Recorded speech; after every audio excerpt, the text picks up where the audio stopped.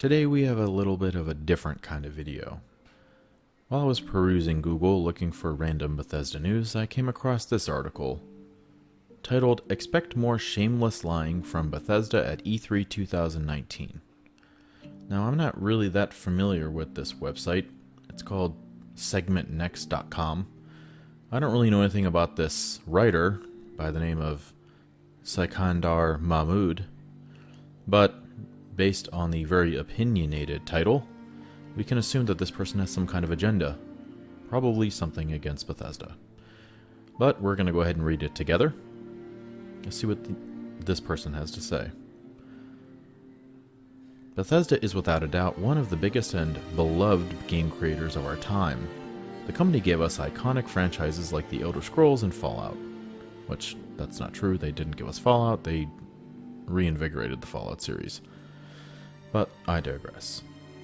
But in the last few years, Bethesda is quickly falling from grace, and this once trusted publisher is losing its grip on our hearts. That's an opinion. It started with the mediocre Fallout 4, also an opinion, and its lackluster DLC. I think most people don't agree that that's true, especially Far Harbor, which is actually amazing, and escalated with the notorious Fallout 76 and the Elder Scrolls Blades. When we compare Todd Howard's 16 times, and that's in quotes, the detailed E3 2018 claim and Fallout 76's reality, it becomes clear how we were lied to. Quote, "It just works," said Todd Howard at E3 2018. Sadly, nothing about Fallout 76 worked. The lack of a storyline, non-existent optimization, clueless online model, and to make matters worse, predatory microtransactions. Okay. Before we move on, I think if there's one thing that Fallout 76 does not have, it is predatory microtransactions. You might make that argument for the Elder Scrolls Blades, possibly, but certainly not for the Atom Shop on Fallout 76 that you could essentially play the game without ever opening up. So, to me, this person probably hasn't ever played Fallout 76, but again, let's move on. It is Bethesda's first live service game. Also not true, because obviously this person doesn't know about Elder Scrolls Online. And the company pulled in EA, Electronic Arts. Bethesda not only screwed up Fallout 76 as a video game, but also did a horrendous job on its marketing and merchandise. Who can forget the great canvas bag fiasco of 2018? Yes, such a fiasco. And just so you know, Bethesda promised to replace the nylon bags with the canvas bags within 4 to 6 months. Guess what? It's been 4 to 6 months and no one has received their canvas bag, as far as we know. YouTuber Yang Ye recently did a video about this as well. Okay, I guess that's a fair point if you really care that much about the canvas bag, but Bethesda also said that they're shipping them out this upcoming week. But of course, the writer of this article doesn't mention that. Not that I'm defending him on that particular practice, but hey, you know what? I think that it's probably worth mentioning that they are sending them out, right? He's making it sound as if there's still no update on that, okay? And of course, he links the video here, talking about the bags. Todd Howard not only lied about Fallout 76 at E3 2018, but did the same with the Elder Scrolls Blades, a game he claimed is a pure Elder Scrolls experience. I guess we forgot about the part where we used to wait for the timer to run out or spend money to open chests to continue playing Skyrim and Oblivion.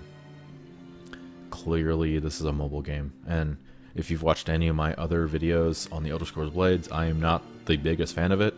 At the same time, it doesn't have ads. It only has the gem purchasing. It's the closest thing to predatory microtransactions, but they have made a lot of strides. I cannot believe I'm defending Blades here. But they've really gone in the right direction with this game. So to make it sound like it's the normal mobile nonsense is ridiculous, because it's not. Even though it's not a game that I'm necessarily excited about continuing to play, even though I find myself going in every day and maybe doing 1 or 2 quests, but still. Alright, chests are tied to 3 to 6 hour wait timers. That's... There hasn't been 3 to 6 hour wait timers in a while, right? He's obviously talking about the silver chests, based on this picture right here, which we all dealt with, early access. So he's obviously doing research, having not played the game. So chests are tied to 3 to 6 hour wait timers, just like they were in the pure Elder Scrolls games like Skyrim and Oblivion, ? It can take you up to 150 hours to unlock these chests, but if you want to skip all of it, pay $15 in total. Bethesda overly monetized this pure Elder Scrolls experience, and you like how he puts it in, quotations, as if to really drown it in sarcasm. Oh, look at that. There's the word drown. Drowned it in microtransactions and killed it. Still, Todd Howard knew but felt comfortable spewing vomit at E3 20,000. Wow. Spewing vomit at E3 2018. Okay. Yeah, hyperbole.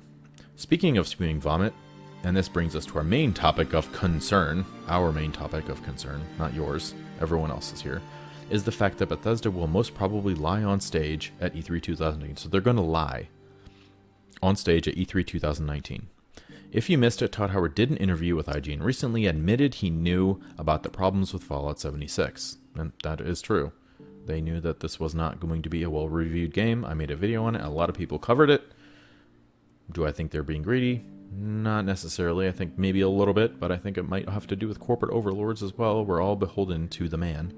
The company knew very well that the game in its current broken state may not be received positively by the community and the critics. Still, Todd and Bethesda shipped the product anyway. The release it now, fix it later live service model is shamelessly defended by Todd Howard in the IGN. Okay. It's not shamelessly defended. I think he was pretty humble for the most part about Fallout 76. But he's saying that it was shamelessly defended by Todd Howard in the IGN interview, and it is quite clear that the company plans to continue this practice with future games, possibly The Elder Scrolls 6 and Starfield. That is quite the leap. Todd Howard hid in a cave for months post Fallout 76 to ride out the backlash storm and didn't say a word before coming out to IGN days ago. Okay, that is not true at all. They were at PAX East.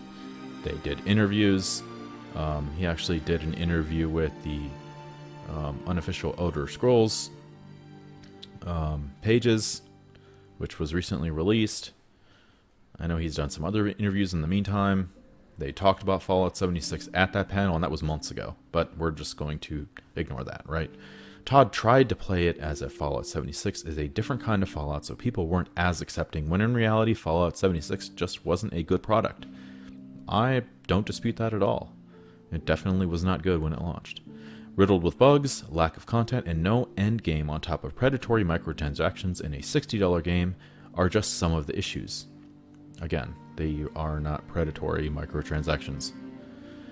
Watching the IGN interview, there is only one question in my mind: why now? Why did Todd Howard come out now to speak about Fallout 76 even though he had numerous opportunities since 2018 to communicate his side with disgruntled fans? See, this is a straw man argument because we know that Todd Howard at PAX East was part of a panel and answering questions. So maybe they weren't specific about Fallout 76, but he also did other interviews in the meantime. The only conclusion I can come to is that he wanted to save face at E3 2019. It would be worse for Bethesda if Todd Howard had shown his face at E3 2018, kept his mouth shut during the storm, and now showed up again at E3 2019 to sell more BS. I mean, Todd Howard doesn't run all of Bethesda, number one. He runs Bethesda Game Studios, and yeah, he has a big say in what Bethesda does as an entire company, but the ZeniMax umbrella, which includes id Software, and obviously all the other companies that release games like The Evil Within, and Prey, and Wolfenstein, he's involved in that, but why would he be lying about anything to do with those games? He wouldn't be. He didn't lie about anything. He might have misstated some things, and maybe he had a better opinion about the game that they were playing internally, that whenever it turned out to be released wasn't what they hoped it would be. They knew that it wasn't going to be getting high Metacritic scores. Clearly, they knew it wasn't as good as Fallout 4 or Skyrim or Fallout 3 or Oblivion. That doesn't mean that he was lying to people, and maybe it was forced out. Maybe he knew it wasn't the best game. But to make it sound as if he knew this was an horrific disgrace to gaming and lied about it to all of us, I think is a bit much. Now, yes, at E3 2019, Bethesda will show Doom Eternal and most likely The Elder Scrolls 6 and Starfield. Even though both The Elder Scrolls 6 and Starfield aren't expected to release anytime soon, according to Bethesda, they are the company's best chance at getting a positive buzz.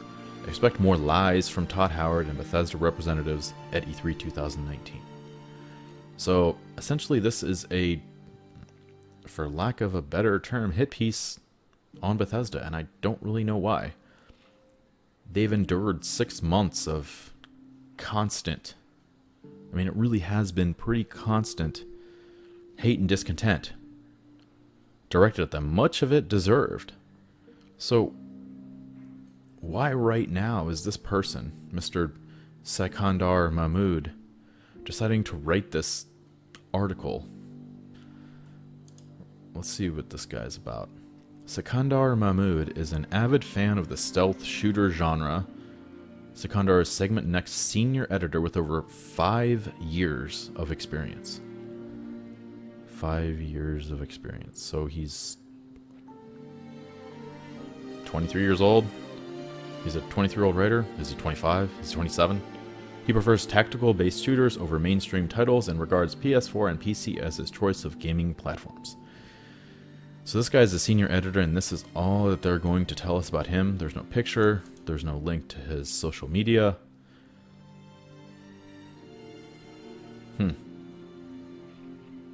Well, all I can really say is something like this, I just kind of wonder.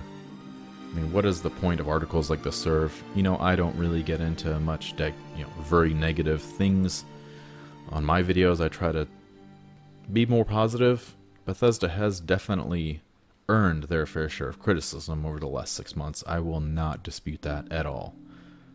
But this is still a company that made some tremendous games. They're making games that we're all looking forward to.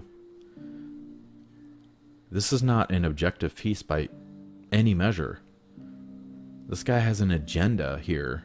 100%. There's not another side of the story, and that just, it irks me. It bothers me that he didn't even make any attempt to say, hey, what's the other side of this story? Anyway. Thought I would just cover this. It's an interesting piece. Surprised to have found it. Let me know what you guys think. Is this writer hitting it nail on the head? Am I the guy that's sort of on the outside looking in, seeing articles like this? Let me know.